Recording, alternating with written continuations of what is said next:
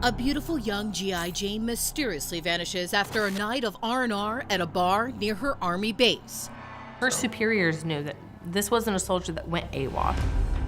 And cops come to suspect foul play, theorizing that one of 3 men vying for the love of Private First Class Kelli Bordeaux may have murdered her in a jealous rage. I thought it was Mike. Kelli's pining estranged husband. The first name I heard of was Justin. Kelli's secret boyfriend. I said to be afraid of Nicholas. Her last admirer. They broke it down in like a circle. So they said Kelli's in the middle. 23-year-old Kelli Bordeaux was a combat medic here in Fort Bragg, North Carolina. And her baffling disappearance would shock residents of Fayetteville, the quiet little southern town that Fort Bragg put on the map. It's gripping because it is a young lady who is just starting out on life, and she's like any other 20-something-year-old who's gonna go and have a good time, hang out with some friends, and not a hint that anything could happen the way it did. Making this mystery all the more compelling that Kelli was hardly your profile soldier.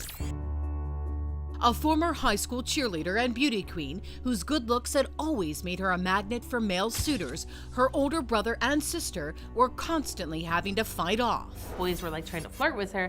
Oh, they'd pick her up and I'd just look at them and they knew, put her down. Like, don't touch her again. And Kelli's gregarious, fun-loving personality also made her one of the most popular girls in her hometown of St. Cloud, Florida. She would become friends with people and see the best of them instantaneously. She just seemed like an all-American kind of girl who just enjoyed having a good time. But Nancy McCleary, a staff writer with the Fayetteville Observer, says the petite 5'1" blonde was also as tough as nails. There was a spirit about her that seemed independent, feisty. That, along with the passion for adventure and a dream of seeing the world, is what made the military a natural calling for her. She had went to college prior, but she wanted something more, I think. A good challenge, a good opportunity. Yeah, challenge for sure. And Kelli becoming a combat medic also satisfied Kelli's desire to help people. I mean, you're putting yourself on the line, trying to save others. Kelli had been stationed at Fort Bragg for only a couple of months since completing basic training and boot camp.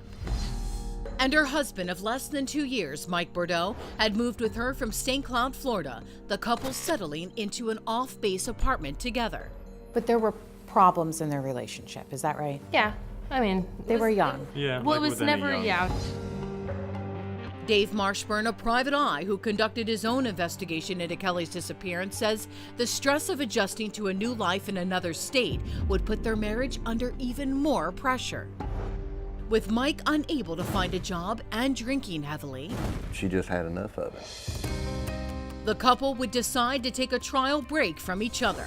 Mike returning home to Florida and Kelli remaining alone in Fayetteville, where she knew nobody other than her fellow soldiers at Fort Bragg. It's also a lot of trying to figure out your place in Fort Bragg and with your unit there and your company there and seeing who your friends are there.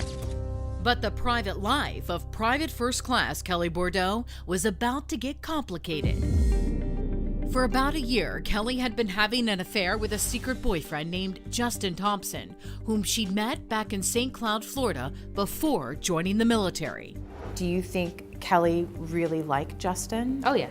Sister Olivia says Kelli liked Justin so much, she had decided to divorce Mike, who had no idea his estranged wife already had a new man.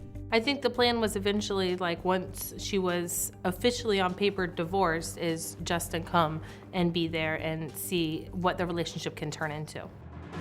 But ironically, it would be during one of Justin's weekend visits to Fayetteville that Kelli would meet yet another suitor.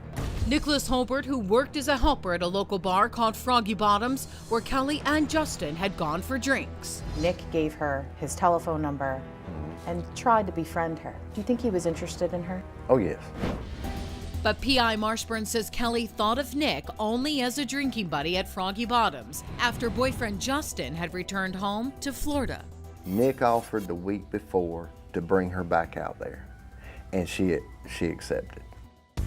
returning to Froggy Bottoms with him the following Friday night. Right before she went out, she just said, "Hey, does this look okay?" and sent me a picture of her. And I was like, "Yeah, you look cute."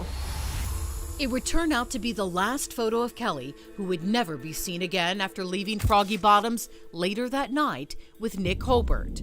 That last picture of her is haunting.